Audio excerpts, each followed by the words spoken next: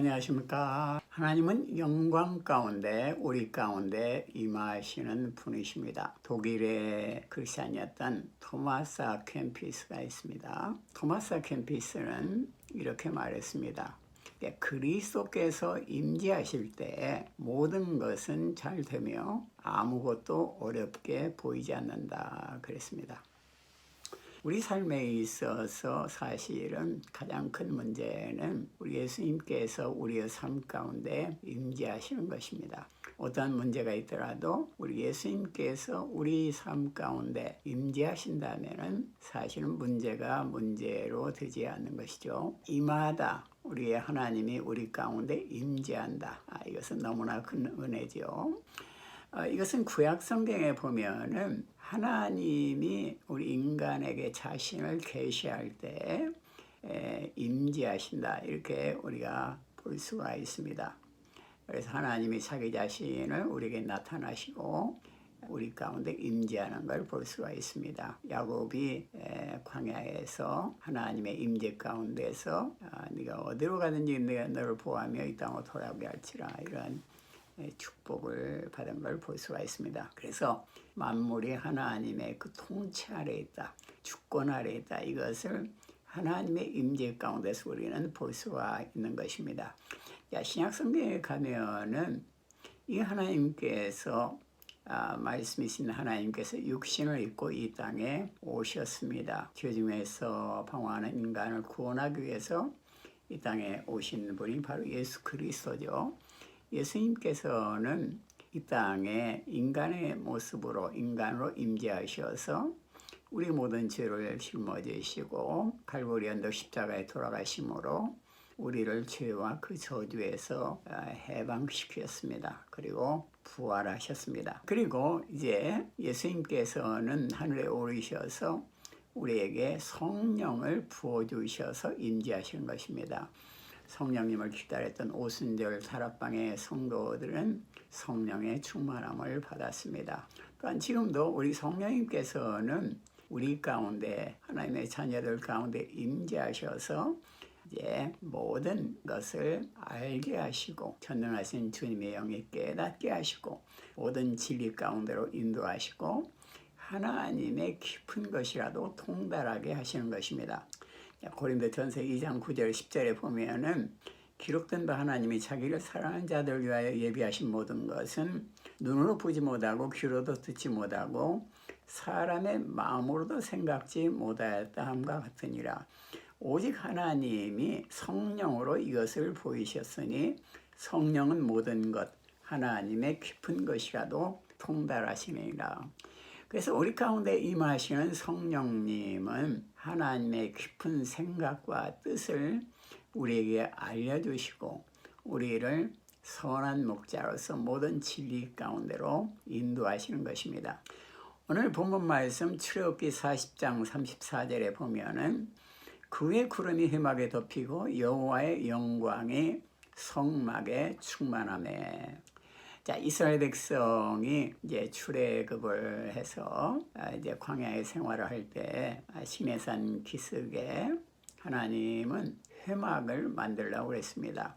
모세는 하나님이 지시하신 대로 이 성막, 회막을 만들었습니다. 그 성막 안에는 여러 가지 하나님께 드리는 제물을 태우는 제단이 있고 또 성소와 지성소가 있었습니다. 성소 안에는 등잔이 있었죠. 등잔대가. 그리고 성소와 지성소 사이에는 휘장이 쳐져 있었고 또 지성소 안에 들어가면은 법궤가 있고 그 게르빔 그 천사들 사이에서 제사장이 그곳에 피를 뿌리고 1년에 한 번씩 하나님을 만날 수가 있었습니다.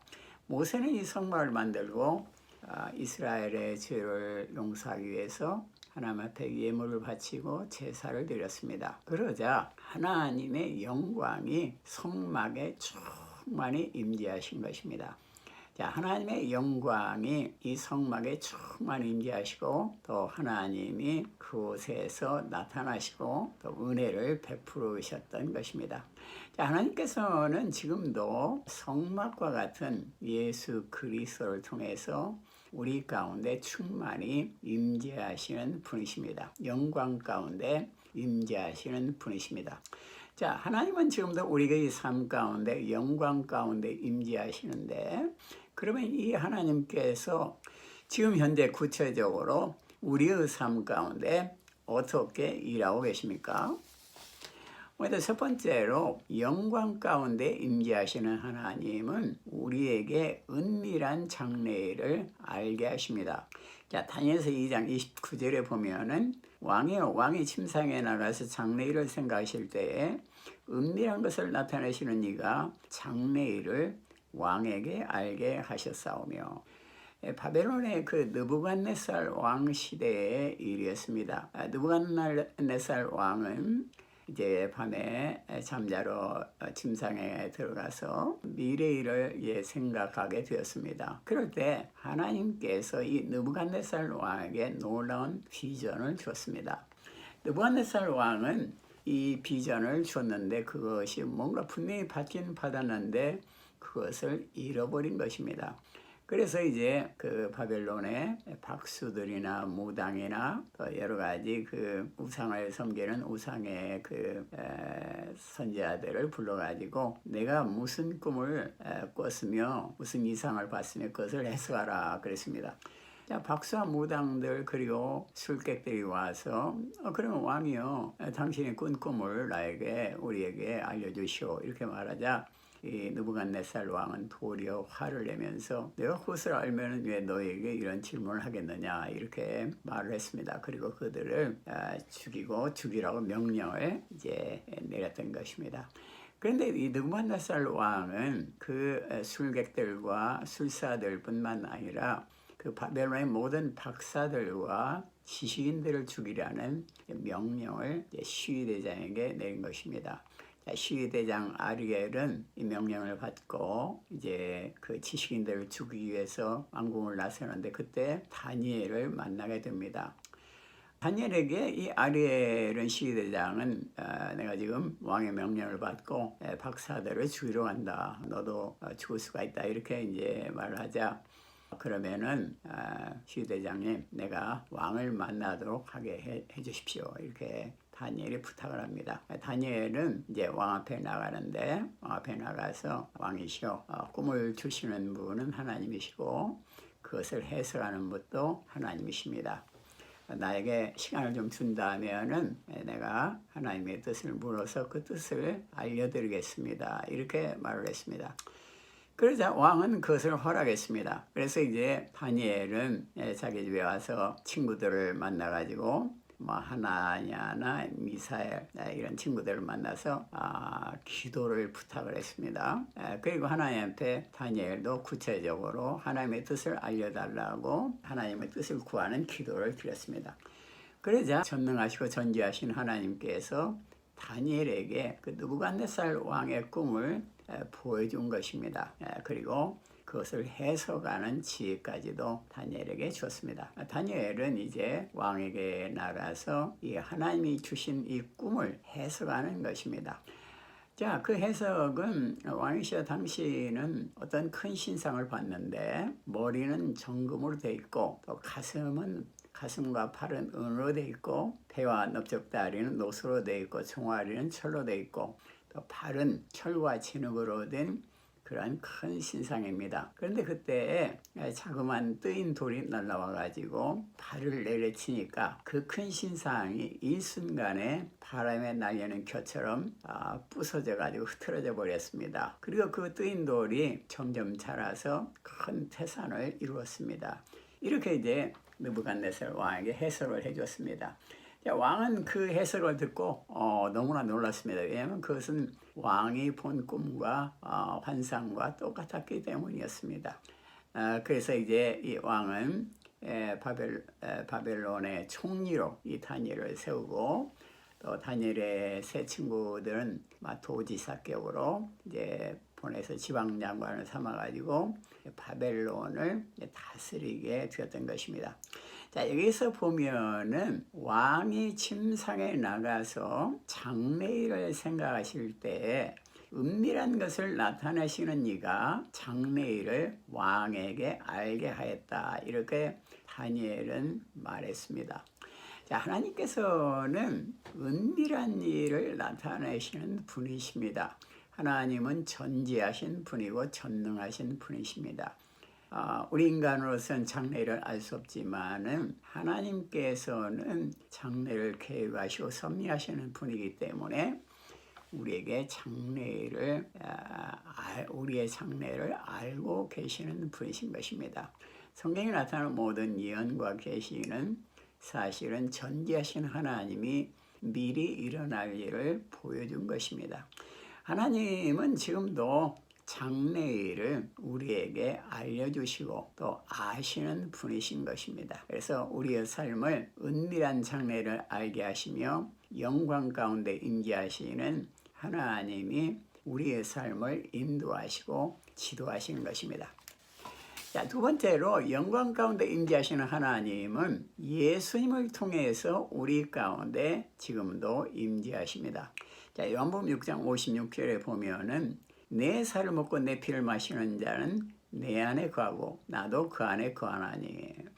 자, 이 장래를 알리시는 하나님은 우리의 삶 가운데 지금도 임재하시는데, 그러면 어떻게 우리는 우리 가운데 임재하시는 하나님을 모실 수가 있습니까? 자, 오늘 말씀은 예수님께서 이제 가버나움의 한 회당에서 하신 약속의 말씀입니다. 예수님께서는 빵 5개와 물고기 2마리로 5,000명을 먹이셨습니다. 그리고 갈릴리 바다를 건너서 가버나움 지역으로 갔던 것입니다. 제자들과 또 군중들은 빵을 만들어준 예수님을 다시 만나고 싶어서 이제 바다를 건너가지고 이 가버나움까지 따라온 것입니다. 쫓아온 것입니다. 예수님께서는 가버나움 회당에서 자신이 생명의 떡임을 알려줬습니다. 모세가 먹은 만나는 결국은 사람을 40년간은 살렸지만 죽게 되었으나 나는 곧 영생의 떡이라고 생명의 떡이라고 말했습니다.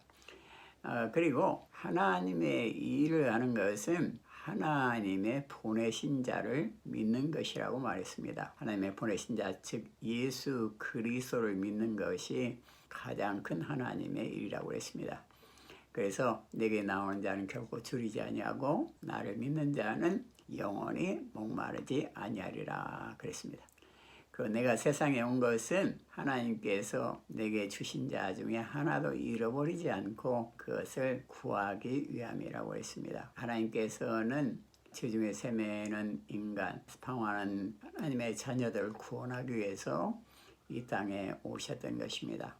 그리고 예수님께서는 너희가 내 살을 먹고 내 피를 마시는 자는 내 안에 거하고 나도 그 안에 거하리라 그랬습니다. 그래서 우리 예수님께서 우리 가운데 임하시는 비밀을 우리에게 알려준 겁니다. 그것은 내 살을 먹고 내 피를 마시는 것입니다. 예수님의 살을 먹고 예수님의 피를 마시는 사람은 예수님 안에 거하고 예수님도 그 사람 안에 거한다 이겁니다. 자, 그러면 예수님의 살을 먹고 예수님의 피를 마시는 것이 무슨 말인가? 우리가 예수님의 살을 먹고 피를 마실 수가 있습니까? 우리가 식인종도 아닌데, 그것은 깊은 상징적인 의미가 있습니다. 그것은 예수님의 살을 먹는다, 피를 마신다는 것은 예수님이 십자가에서 흘리신 그 피와 십자가에 찢기신 그 살, 그것의 진정한 의미를 알고 깨닫는 자는, 믿는 자는 예수님이 우리 안에 거하고 또 우리도 예수님 안에 거한다는 말인 것입니다.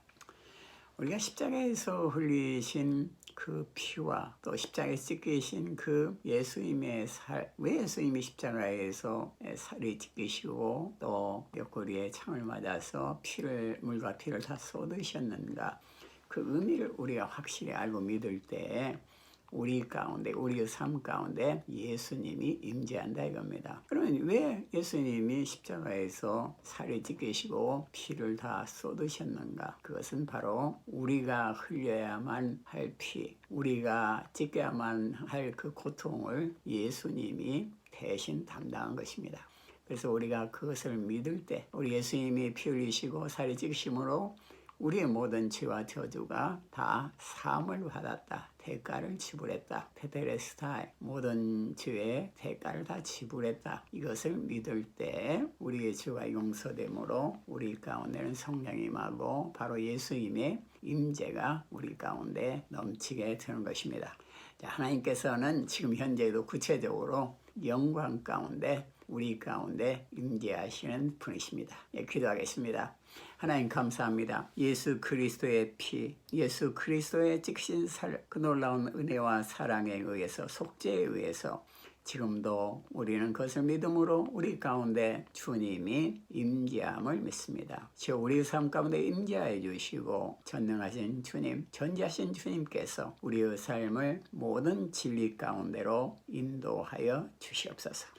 우리의 삶에 주님의 영광의 임재가 항상 넘치게 하여 주시옵소서. 또 그것을 깨닫고 감사하게 하여 주시옵소서. 주님의 뜻을 깨닫고 또 순종하게 하여 주시옵소서. 주여 감사를 드립니다. 예수님 이름으로 기도드립니다. 아멘.